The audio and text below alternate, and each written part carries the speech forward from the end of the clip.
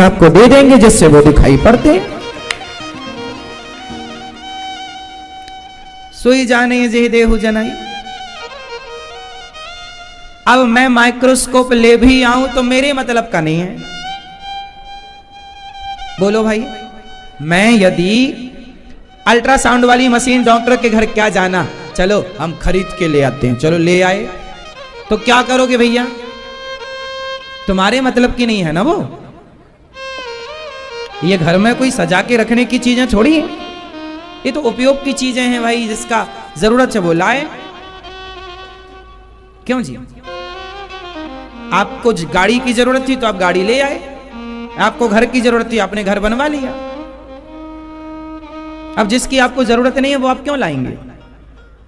उसी तरह पहले ये देखो कि क्या आपको ईश्वर की जरूरत है।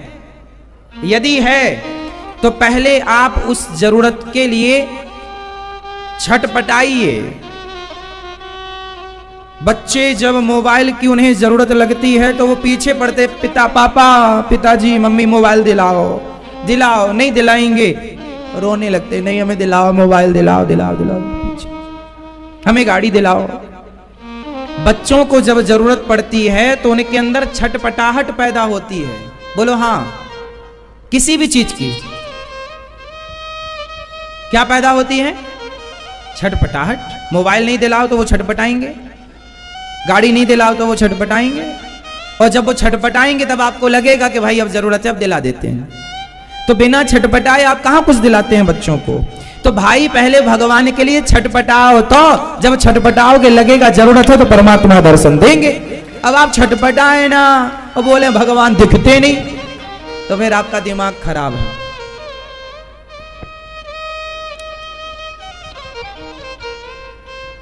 कैसे मिल जाएंगे? क्या आपके अंदर वो छटपटाहट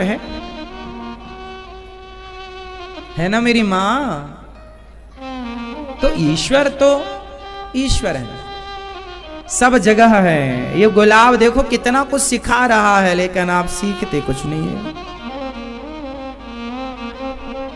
गुलाब तो आज से बच्चे जब आपसे सवाल करेंगे तो कौन कौन उत्तर दे पाएगा अपने बच्चों को? जवानी बताओ,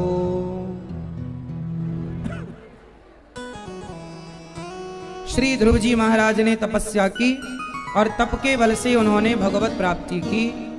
भगवान ध्रुव जी को दर्शन देने 5 महीने की तपस्या पूरी हुई। ध्रुव जी को दर्शन देने भगवान आए।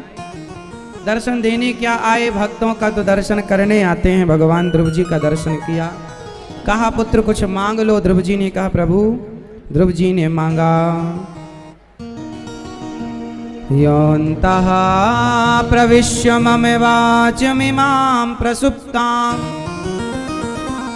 संजीवयत्यखिल शक्तिधरः स्वधाम्ना अन्यास्तहस्तचरणश्रवणत्वगादीन् प्राणान् नमो भगवते पुरुषाय तुभ्यम्।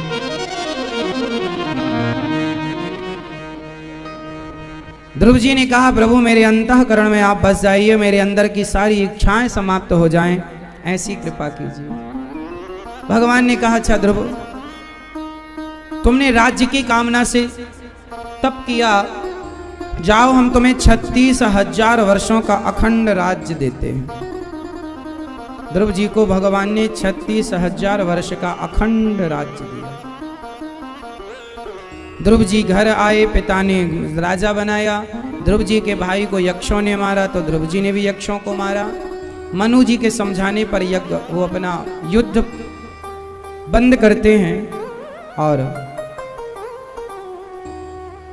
ध्रुव जी महाराज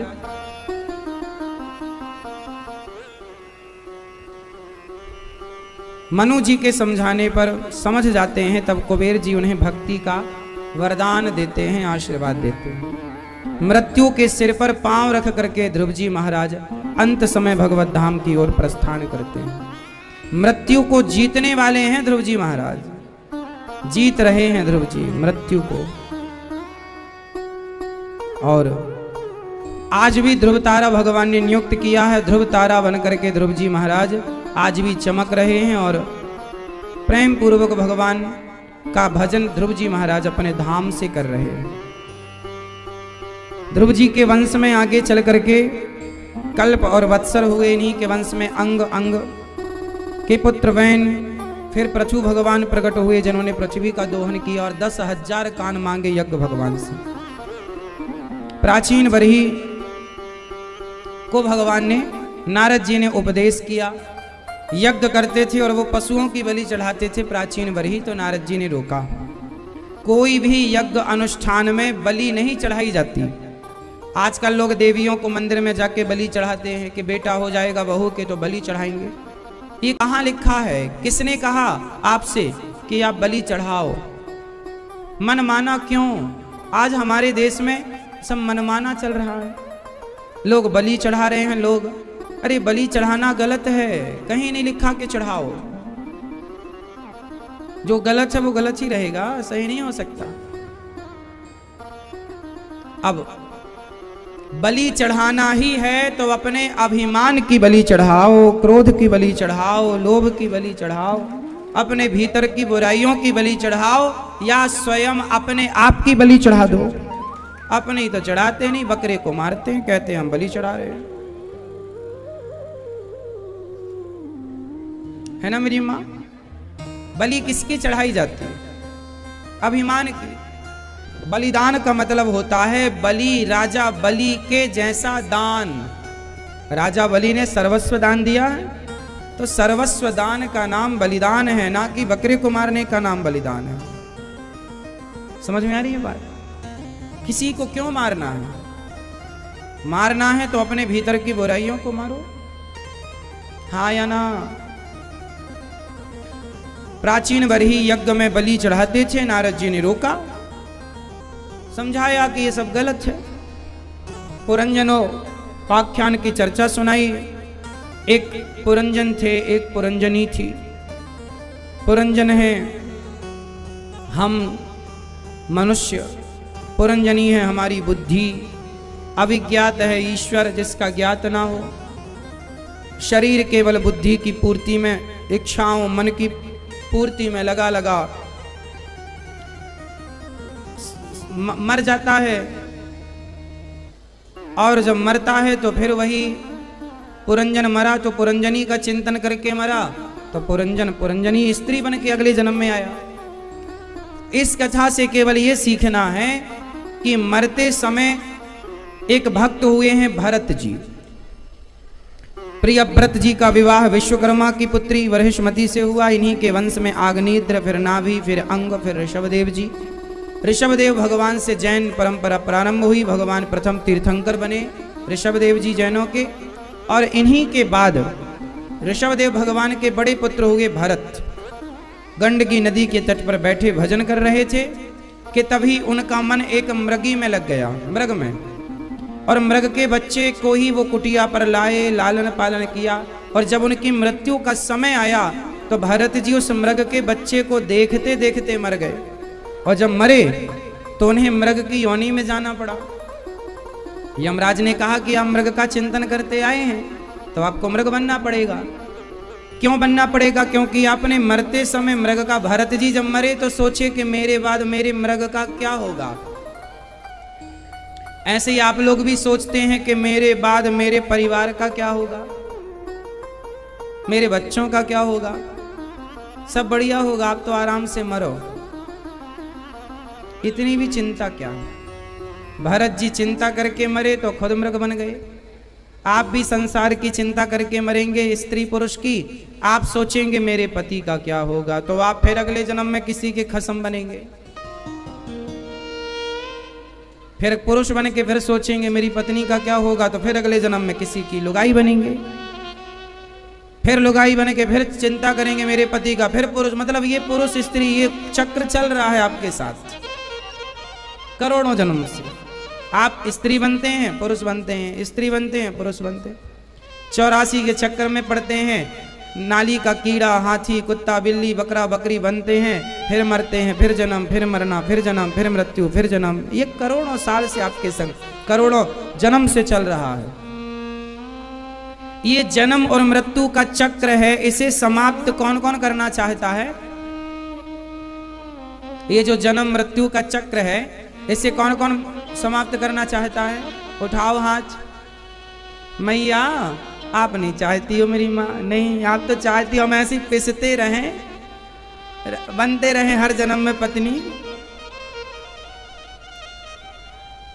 अब पत्नी नहीं बनना चाहते आप, पति बनना चाहते हैं? कुछ नहीं बनना आप तो कुछ नहीं बनने के लिए फिर आपको एक उपाय करना पड़ेगा। उपाय आप करें तो मुक्ति मिल जाए, लेकिन आप उपाय करते नहीं है। और मुक्ति सबको चाहिए, और मुक्ति का उपाय ना करेंगे महाराज। हम चाहिए सबको, बैठे बैठे रबड़ी मिल जाए बस तो गप गप खा लें, करें कुछ ना। क्या करना पड़ेगा? चलो कबीरदास जी की भाषा से समझते हैं। चलती चक्की देख कर दिया कबीरा रोया, दो पाटन के बीच में साबुत बचा न कोई। इस दोहे का मतलब क्या है? चलती चक्की देख कर दिया कबीरा रोए। ये कबीरदास जी चक्की को देख कर क्यों रो रहे हैं? आप बताओ कबीरदास जी क्यों रो रहे हैं? ये चक्की क्या है? चक्की का मतलब है काल चक्र। जन्म और मृत्यु का पहिया, एक पहिया जन्म, एक पहिया मृत्यु, ये चल रहा है सबके ऊपर, और ये जन्म मृत्यु सबको पीस रहा है।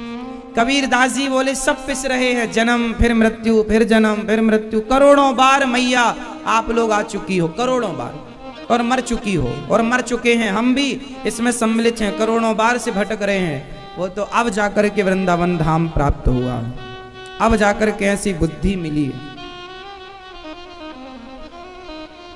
तो कबीरदास जी रो रहे हैं कि इस जन्म मृत्यु में सब पिस रहे हैं, जन्म मृत्यु सब मर रहे हैं, कैसे मुक्ति मिले प्रभु? तब कमाल बेटा बोल पड़ा, कबीरदास जी का बेटा कमाल। कमाल ने कहा पिताजी चलती चक्की चलने दे, पिस पिस आटा होए, कीले कीले माही जो रहे, सो बाल न बांका होए। चक्की में एक कील होती है बीच में, खूंटा, उस एक कील के पास जो दाना गिर जाता है वो बच जाता है पिसने से। उसी तरह इस संसार में जो उस एक परमात्मा की शरण में चला गया, वो जन्म मृत्यु के चक्र में पिसने से बच जाएगा, वरना पिसते रहोगे। इसलिए कहता हूं कि शरण में रहो, भगवान के आश्रित रहो, हर पल भगवान से कहो कि हे नाथ मैं आपको कभी भूलूं नहीं। बोलो हे नाथ मैं आपको कभी भूलूं नहीं। हर समय भगवान को याद करते रहो। अब आप याद करते नहीं और चाहते मुक्ति है, तो वही मुक्ति चाहते हो तो जो मुक्ति दाता है उसे याद भी तो करो। आप लोगों को सब लोग याद रह जाते हैं, आप लोगों को सब लोग याद रह जाते हैं, केवल भगवान भूल जाते हैं। आपके पास रानी हार है क्या? गले में पहन